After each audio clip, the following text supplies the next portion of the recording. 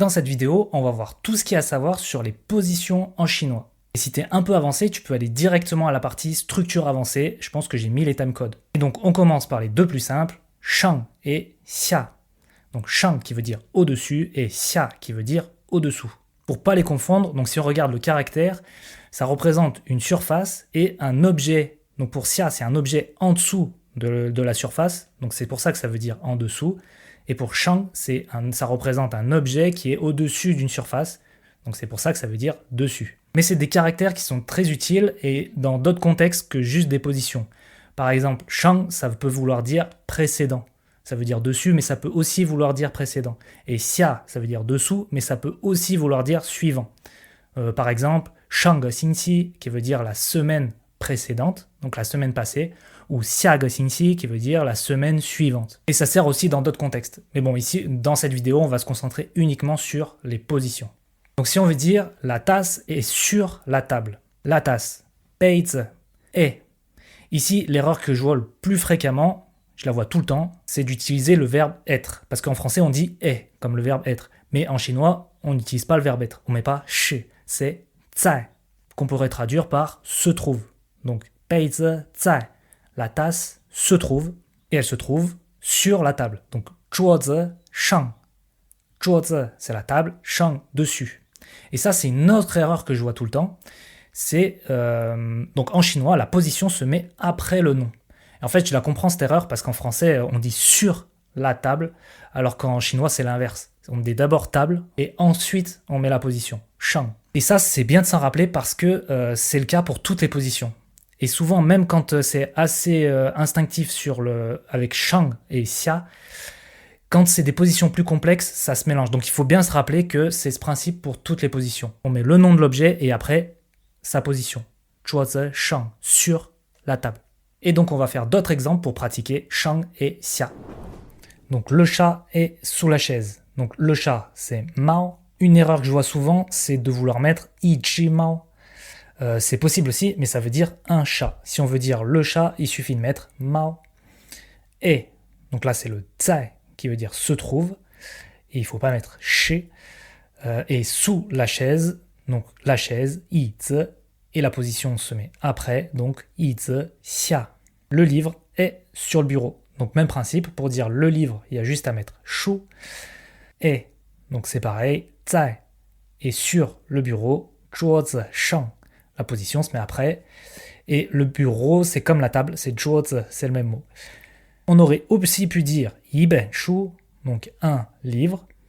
Ben, c'est le classificateur pour les livres. On aurait aussi pu dire zhe ben shu, ce livre. Ou il y en a un autre courant, c'est zi ben shu, quelques livres. Zi, c'est un mot interrogatif qui peut aussi vouloir dire combien. Combien pour les chiffres de 1 à 9. Mais dans certains cas, ça sert aussi pour dire quelques. Pareil pour dire des petites quantités, donc de 1 à 9. Et on peut aussi faire des phrases dans l'autre sens. Donc si on veut dire l'ordinateur est sur la table, on dirait dianao, donc l'ordinateur, est zai, et sur la table, zhuozi shang. Mais si on veut la dire dans l'autre sens, sur la table, il y a un ordinateur. C'est la même situation, mais on le dit dans l'autre sens.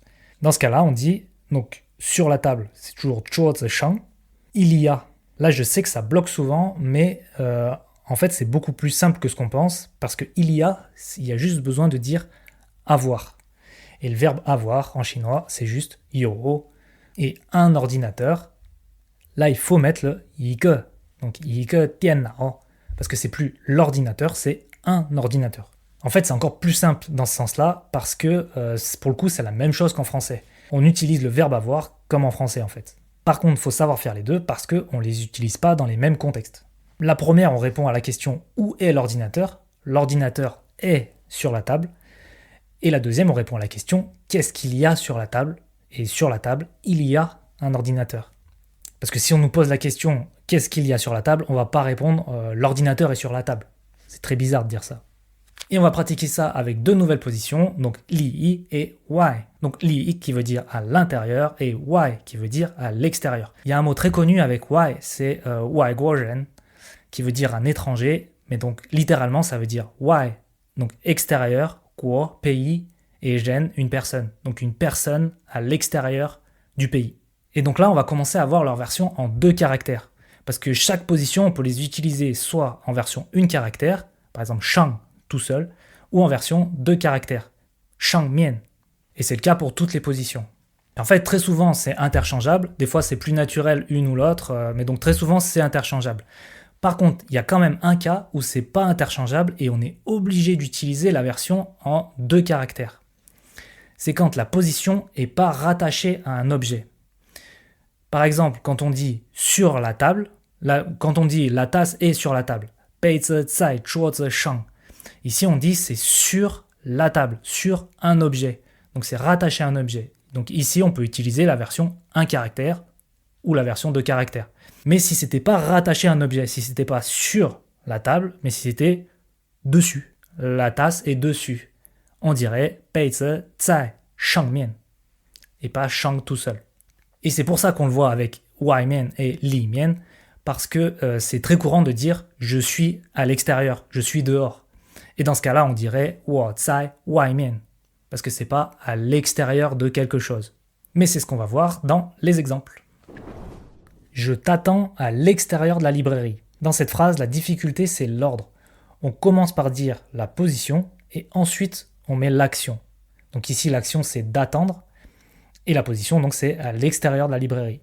Donc, je, 我, à l'extérieur de la librairie. Donc, à, c'est le 在 pour indiquer une position. L'extérieur de la librairie, c'est le même principe. Donc, librairie, c'est 书店. Et l'extérieur, c'est 外. Et donc, la position se place après le nom. Donc, 书店外. Et je t'attends, 等你. Attendre, toi. Donc, je, à l'extérieur de la librairie, t'attends. Et maintenant, si on veut dire je t'attends à l'extérieur, ici c'est pas l'extérieur de quelque chose, donc on utilise la version 2 caractères.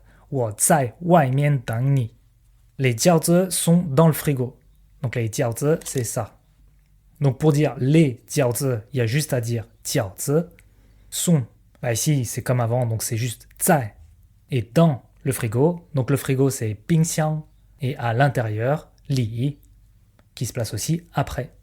Et donc, bingxiang, littéralement, c'est... donc, bing, c'est la glace, et xiang, c'est la boîte, une boîte.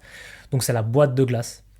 Et si on veut la dire dans l'autre sens, donc, dans le frigo, il y a des jiaozi, on dirait, donc, dans le frigo, bingxiang li, il y a, donc c'est toujours yo, et des jiaozi, jiaozi.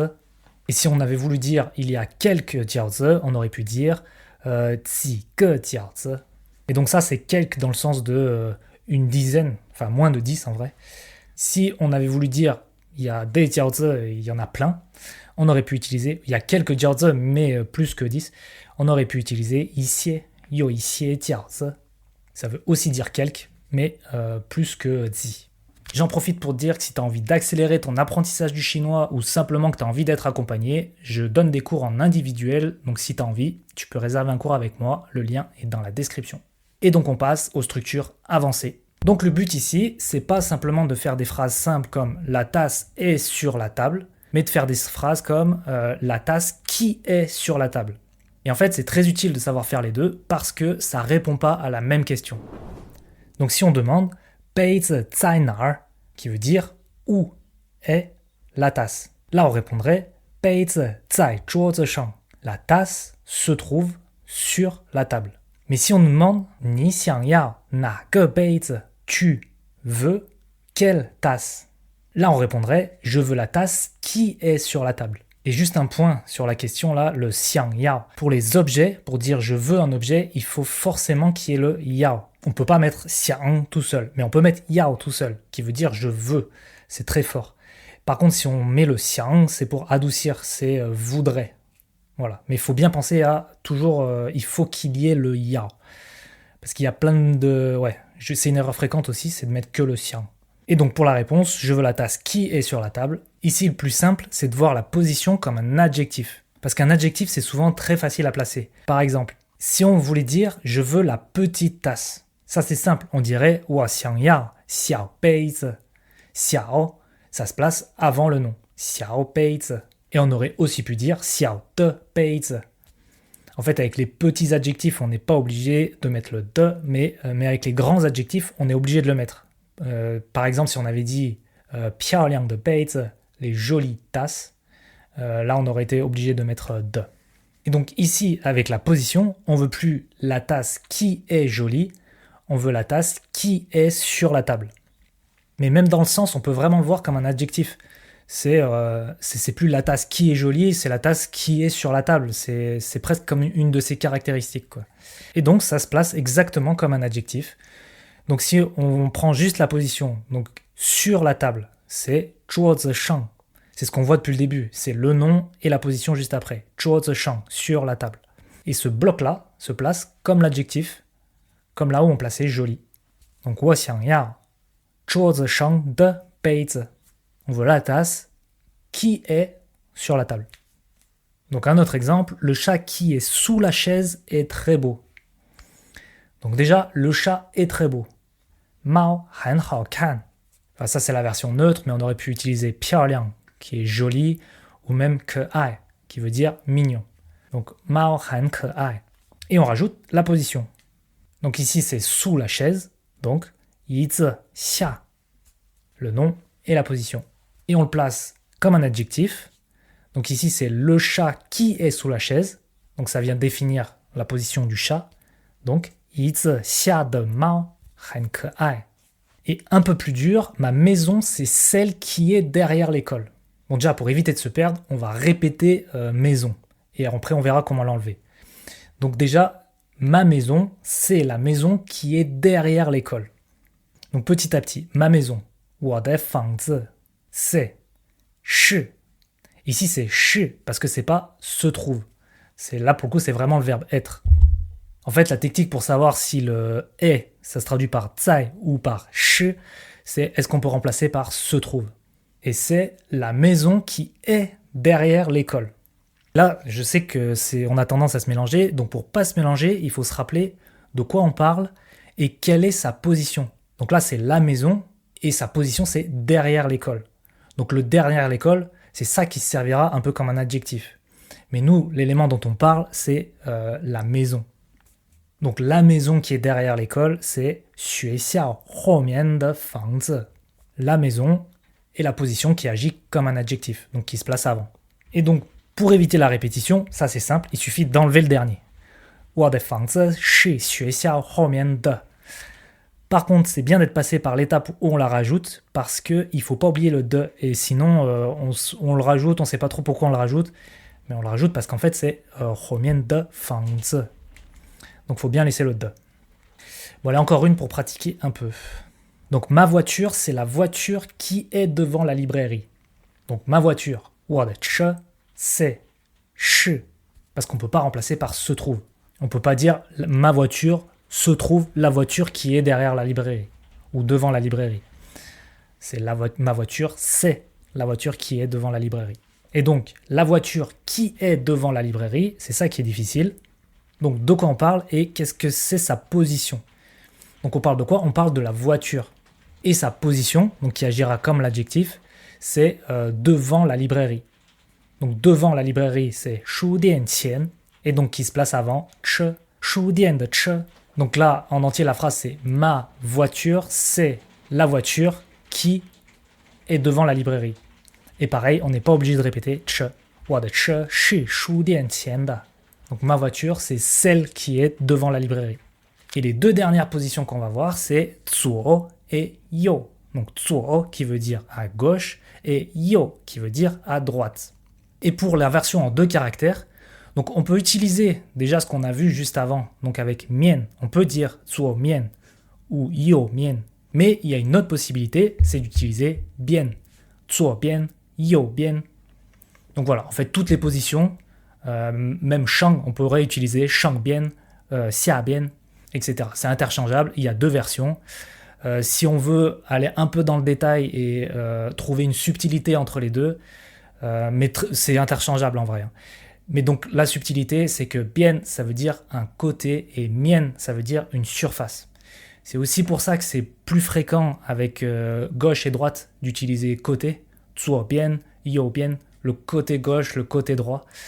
Et avec shang et xia d'utiliser surface, shang mian, la surface du dessus. Mais bon, c'est quand même bien de garder à l'esprit que en vrai c'est interchangeable et que la différence est vraiment subtile entre les deux. Et donc on pratique ça avec des exemples. 杯子在哪儿? Donc où est la tasse? Donc là on répondrait la tasse est à droite de l'ordinateur.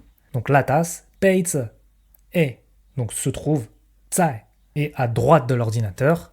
Voilà, avant de le dire, il faut juste se rappeler de quelque chose, c'est comment on dit, si on avait voulu dire la tasse est sur le bureau, comme on aurait dit 桌子上.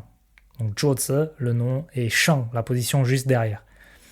Donc c'est le même principe pour à droite de l'ordinateur.